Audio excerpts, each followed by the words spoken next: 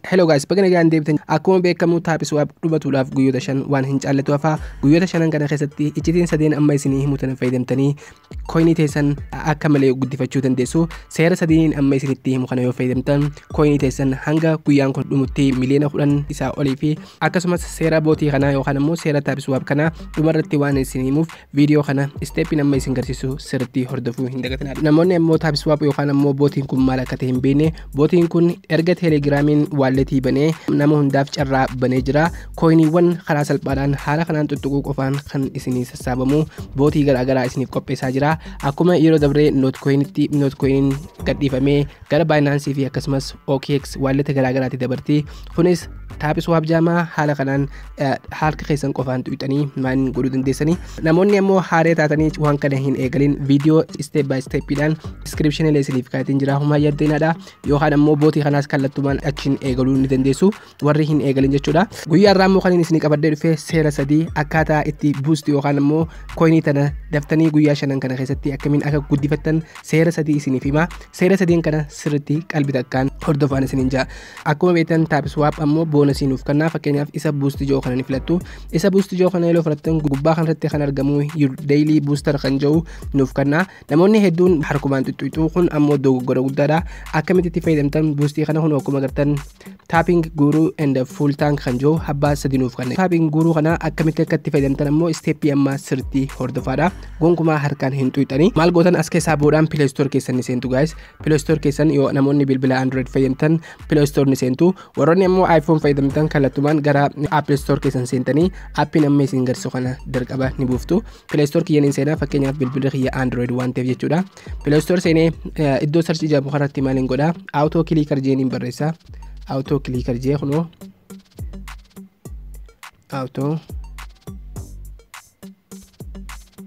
clicker haala kanaan auto clicker jeeniin barreessa. Sana booda auto clicker kan jiru isa jalqabaatti kana dhufuun hin fudhadha. Haala kanaan applicationii garaagaraa haala kanaan nuuf fida. Kan buufattan kan barbaadan bilbila keessanitti ni buufattan. Fakkeenyaaf an isa kana bilbila keeyyatti buufadheetiin jira. Isa kana bilbila keessanitti ni buufattu jalqabarratti jechuudha. Fakkeenyaaf an buufadheetiin jira kallattumaan seenee isin agarsiisa maal akkaan godhu sirriitti hubadhaadha. Sana booda application keessan erga bilbila keessanitti buuftanii isa kana ni seentu. Fakkeenyaaf isa ni seena. Isa kana yeroo seentan settingii habbaa lamatu jira. Enable kan jiru multi fi akkasumas single jira. Fakkeenyaaf kan tokko farti argamu single target jamu kan illee itti aanumoo multi target mode jama. Anammoo kan recommendation godhu isa single targetidha. Maaliif saffisa guddaa qaba waan ta'eef fakkeenyaaf isa kana enable ni godha. Haala kanaan enable yeroo godhu haala kanaan mallattoo kana gubbaa kanarratti naaf fida jechuudha. Sana booda walakkaa ni tuqa. Ammallee deebi'ee isatti deebi'aa bootii kiyyattiin hin deebi'a guys. Bootii kiyyatti yeroo deebi'u bootii kiyya yookaan taapisuwaaf kiyyatti jechuudha. Sana booda settingii kana ni agartan kan jidduutti argamu kana ni filattu. Settingii kana yoo filattan wanti kun keessan 100 dhibbarra jira jechuudha yookaan immoo 300 irratti jiraachuu mala. Kun akkuma agartan kiyya dhibbarra yoo jiraate gara meeqatti deebisa minimumii 40 ittiin deebisa. Sana booda save isa jooniin filadha guys. Amma sana booda eegan haala kanaan filadhee taabitii yeesaan kaa ammallee isatti deebi'aa gara taap isa jiru kan jidduu kana ni filadha. Sana booda walakkaarra ni kaa jechuudha. Amma sirriitti hubadha. Amma maaliin godha isa on jiru kana ni filattu akka mallattoo viidiyoo kana akkuma agartan ni filattu. Saffisni isaa baay'ee deema jechuudha guys. Saffisni isaa amma haala kanaan baay'ee saffisaa akkuma agartan jila kanarratti yeroo muraasa keessatti naaf fixa jechuudha. Amma maal gootanii amma kaayyoon teenya kana namti waan ta'eef boost isa jiru kana ni dhuftu. Boost isa jiru kana dhuftan tapping guru isa jiru kana ni filattu guys.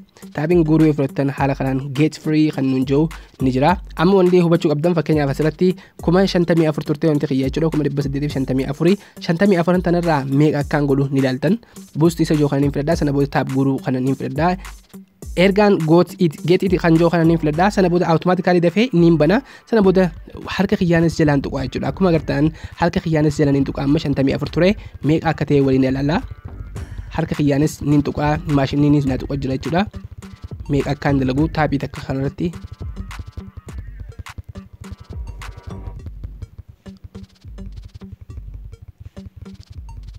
Haala kanaan fakkeenyaaf hangeen dhumuun hin godha jechuudha guys. Saffisni isaa waan guddateef busy ta'e.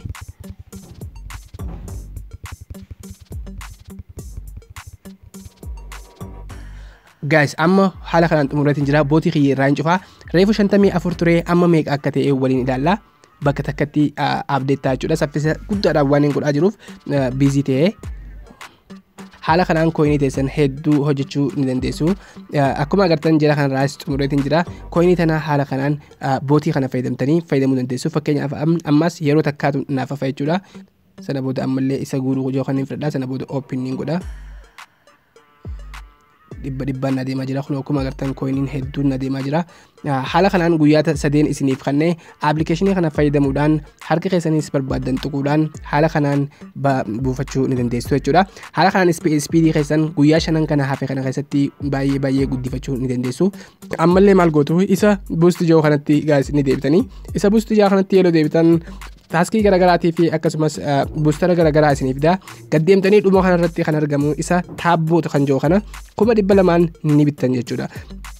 Maaliif isin fayyada? Yeroo isin akka tasaa offline irra jirtan yookaan ammoo akka tasaa charging bilbilee keessan chargiif ta'ee yookaan ammoo bilbilee keessan akka tasaa dhaamee automatically ifiif isiniif tuqa jechuudha. Taabii kana bootii kana maallaqa qarshii coinii teessan 200 baasuudhaan kallattumaan bitachuu ni dandeessu.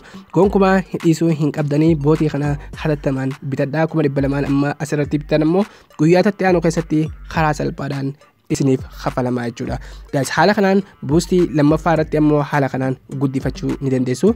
Inni sadaffaa fi bareedaan ammoo maal gootu isa referral jiru isa kanarratti argamu kun akkuma agartan mallattoo libbii kan qabu kana ni filattu. Sana booda referral code keessan isinii kan naafnu akkuma agartan copy isa jiru my invitation link my invite link kan jiru kana copy ni gootu.